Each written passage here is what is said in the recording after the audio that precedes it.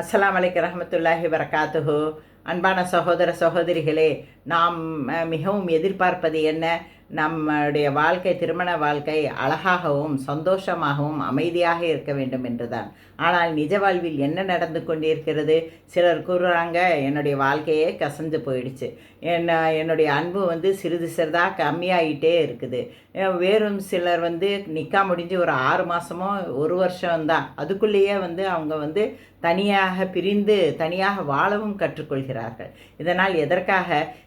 நாம் அல்லாஹ்வின் அறிவுரைகளையும் கேட்பதில்லை, நமக்காக வாழ்ந்து காட்டிய நமது நபிகள் நாயம் ஸல்லல்லாஹு அலைஹி வஸல்லமுடைய சுன்னத் முறைகளையும் நாம் ஃபாலோ செய்வதில்லை. அவ்வாறு இருக்கும் பொழுது நம்முடைய திருமண வாழ்க்கை எப்படி அமைதியாக இருக்க முடியும்? அதனால் நான் கணவனுடைய எதிர்பார்ப்பு என்ன, மனைவியினுடைய எதிர்பார்ப்பு என்ன என்பதை உங்களுக்கு தெரிவிக்கிறேன். இதை நீங்கள் உங்கள் வாழ்க்கையில், உங்கள் திருமண வாழ்க்கையில் நீங்கள் அதை வழிமுறைப்படுத்தினால் இன்ஷா அல்லாஹ் கணவன் மனைவி இருவரும் அன்பாகவும் இருவருடைய வீடுகளும் அவர்களுடைய வீடுகளும் சொர்க்க பூமியாகவும் மாறும் என்பது என்னுடைய நம்பிக்கை. அல்லாஹ்வுடைய அருளும் அதுதான். அல்லாஹ் அதைத்தான் விரும்புகிறான். முதலாவதாக மனைவி தன் கணவனிடத்தில் எதை எதிர்பார்க்கிறாள்? முதலாவதாக அவன் அவனுடைய பாதுகாப்பை தான் எதிர்பார்க்கிறான். எந்த நேரத்திலும் எனக்கு என் கணவன் இருக்கிறான் என்ற பாதுகாப்பு உணர்வை அவன் ஏற்படுத்தி தர வேண்டும். அதை தான் முதலில் பாதுகாப்பது, அரவணைப்பது, அவனுடைய மரியாதை கொடுப்பது, இதை தான் அவள் எதிர்பார்க்கிறாள். இரண்டாவதாக கணவன் தன் மனைவியுடைய பேச்சை, அதாவது அவள் எது சொன்னாலும் என்ன சொல்லுவாங்க, சும்மா அவள் புலம்ப ஆரம்பிச்சிட்டாங்கிறது, அப்புறமா டிவியை பார்த்துக்கிட்டு என்ன சொல்கிறாளோ எதுவுமே கேட்கறதில்ல, ஃபோனை பார்த்துட்டு உக்காந்துக்கிறது, நாம் எதையுமே அவள் சொல்கிறது கேட்பதில்லை. அது எந்த மனைவிக்கும் பிடிக்காது. அது நாம் அவள் சொல்வதை நீங்கள், அது தவறாக இருந்தாலும் சரி, தவறாக இருந்தால் அதை மென்மையாக கூறுங்கள். நான் இதை நீ சொன்னது தவறு, சரியாக இருந்தால் நீ இது செஞ்சது சரியாக தான் இருக்கும் அப்படின்னு சொல்லுங்கள். அப்படி நீங்கள் நடுவில் சொல்லும்போது தான் நீங்கள் அவளுடைய பேச்சை காது கொடுத்து கேட்கிறீர்கள் என்ற உணர்வு அவளுக்கு வரும். அதை மனைவி மிகவும் விரும்புவாள். மூன்றாவதாக மென்மையான அரவணைப்பு. எல்லா மனைவிகளும் விரும்புவது கணவனுடைய அரவணைப்பை தான் அவர்கள் மிகவும் விரும்புவார்கள். நாலாவது பாராட்டுவது. ஏதாவது ஒரு சிறு விஷயமானாலும் அவள் சின்ன சின்ன விஷயத்துக்கு எதுவும் அவனுக்கு பெரிய கிரீடமோ பெரிய பெரிய கிஃப்டோ தர சொல்லலை, ஒரு பாராட்டு. நல்ல ஒரு சமையல் செய்திருந்தால், இதை நல்லா செஞ்சுருக்கிறிய, பரவாயில்லையே, நல்லா இருக்கே இன்னைக்கு அப்படின்னு சொல்லுங்கள். நான் உங்களுக்காக அவள் வீட்டை சுத்தமாக வைத்து குழந்தைகளை நல்லாக பராமரித்து இருந்தால், இல்லை ஏதாவது ஒன்று செய்திருந்தால், சிறு ஒரு பாராட்டு, சிறு ஒரு கிஃப்ட்டு ஏதாவது ஒன்று கொடுத்து அவளை சந்தோஷப்படுத்துங்கள். அவ்வாறு பாராட்டுவதை அவள் மிகவும் விரும்புவார். அந்த பாராட்டு நீங்கள் நீங்களே உங்களுக்கே யாராவது ஒருத்தங்க பாராட்டுனா எவ்வளோ ஒரு சந்தோஷமாக அந்த வேலையை இன்னும் சின்சியராக செய்கிறீங்க. அதே மாதிரி தான் மனைவியும் கணவனே இருந்தாலும் தன் வீடே இருந்தாலும் ஒரு சிறு சிறு பாராட்டை அவள் எதிர்பார்க்கிறார்.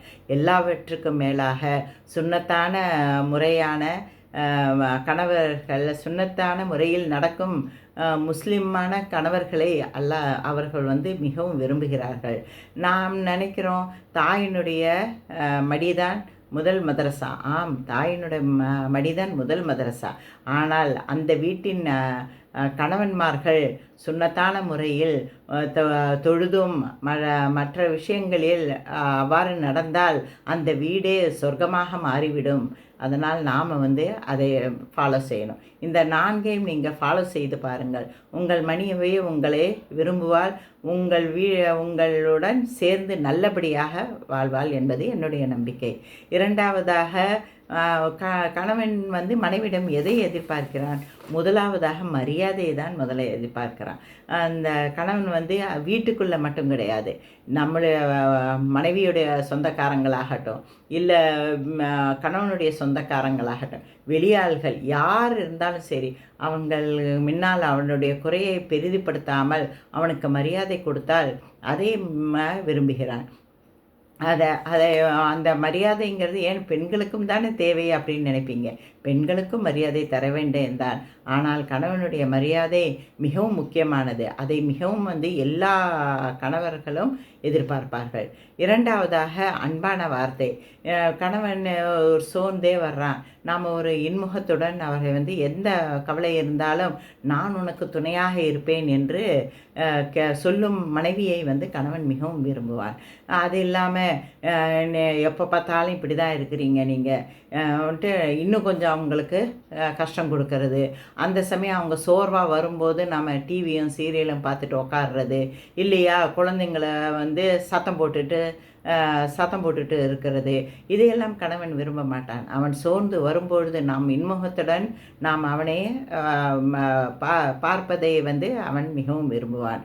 மூன்றாவதாக வெளிப்படும் பாசம். நம்முடைய பாசம் இருந்தால் அதை வெளிப்படுத்தணும்.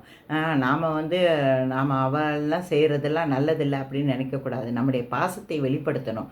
நாம் நம்முடைய பாசத்தை என்ன செய்கிறோம், நாம் ஏதாவது அலங்காரம் செய்யணுன்னாலும் சரி, நாம் வெளியே போகும்போது நம்ம சுத்தமாக வெளியே போவோம். ஆனால் வீட்டுக்குள்ளே பாருங்கள், சுத்தம் இல்லாமல் வெறும் ஒரு நைட்டியை போட்டுக்கிட்டு இல்லையா, ஏதாவது அவ்வளோவா தலை கூட சீவாமல் எத்தனையோ பேர் அழுக்காக இருப்பாங்க. அப்படி இல்லாமல் நம் கணவனுக்காக நாம் இந்த வீட்டில் நல்லபடியாக நம் வீட்டையும் சுத்தமாக வைக்க வேண்டும், நம் குழந்தைகளையும் நம்மையும் நாம் சுத்தமாக வைக்கும் கணவர்கள் நம்மை மிகவும் விரும்புவார்கள். மூன்றாவதாக திருப்தி, நன்றி. திருப்தி எது அவனுடைய வருமானத்தில் எது அவன் கொண்டு வந்தாலும் சரி, நம்ம எங்காவது கூட்டி கொண்டு சென்றாலும் சரி, இல்லை அவனுடைய வியாபாரத்திலோ அவனுடைய வருமானத்திலோ எது இருந்தாலும் நாம் அதில் திருப்தி அடைய வேண்டும். அதில் ஏதாவது ஒரு குறை கூறிக்கொண்டே இருக்கக்கூடாது. அது நமக்கு இதை கிடைத்த இந்த வாழ்க்கைக்காக இந்த கணவருக்காக கொடுத்த அல்லாவுக்கு நாம் நன்றி செலுத்த வேண்டும். அப்படியே தொழுகையாளியான நம்ம குழந்தைகளுக்கு முதல் மதரசாவான தாயாக நாம் இருப்பது எல்லா கணவர்களும் விரும்புவார்கள். இந்த 4 பாயிண்ட்டு பெண்களுக்காகவும் ஆண்களுக்காகவும் கூறியிருப்பதை உங்கள் வாழ்க்கையில் நீங்கள் படித்து பாருங்கள். இல்லறம் என்பது ஒரு பூஞ்சோலை மாதிரி. கணவன் மரமானால் மனைவி என்பது பூ போல தான். பூவானது மரம் இல்லாமல் பூ இல்லை, மரத்திற்கு அழகே பூதான். அதனால் நாம் இதை நாம் நடந்து செல்வதிலிருந்து தான் நம்முடைய வாழ்க்கை இன்பமோ துன்பமோ இருக்கும் என்பது என்னுடைய நம்பிக்கை. நாம் அல்லாவிடம் இறைந்து வேண்ட வேண்டும், யா அல்லாஹ் எங்கள் இல்லங்களை அன்பும் பாசமும் நிறைந்த பூஞ்சோலையாக மாற்றுவாயாக, ஒரு சிறு சொர்க்கமாக மாற்றுவாயாக. மறுமையில் இதே மாதிரி நாம் இருவரும் கணவன் மனைவி இருவரும் ஜன்னத்தில் சேருவதற்காகவும் அருள் புரிவாயாக. ஆமீன். அஸ்ஸலாமு அலைக்கும் வரஹ்மத்துல்லாஹி வபரகாத்துஹு.